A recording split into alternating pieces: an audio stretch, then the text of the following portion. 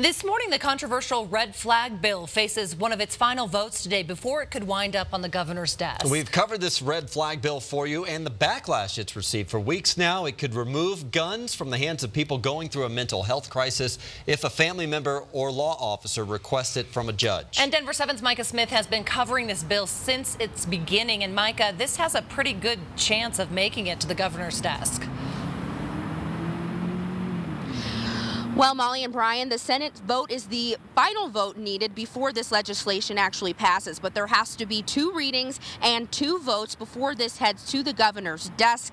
And today's vote will signal if enough support is there. Now, in reaction to this legislation, more than 20 counties have passed resolutions deeming themselves sanctuaries for the Second Amendment. Those counties say law enforcement officers in their jurisdiction will not enforce the bill if it passes because they believe it violates the Second Amendment and due process. But not all law enforcement officers agree on this one. Just last week, we sat in on a Senate committee hearing where law enforcement testified for and against the legislation. I believe that protecting the constitutional rights of my constituents comes before enforcing a law that might violate those same rights. In 38 years, I've never met a police officer who has any interest whatsoever in taking a firearm from a responsible, law-abiding, and rational individual, and I've got no reason to believe that it'll happen if this bill passes.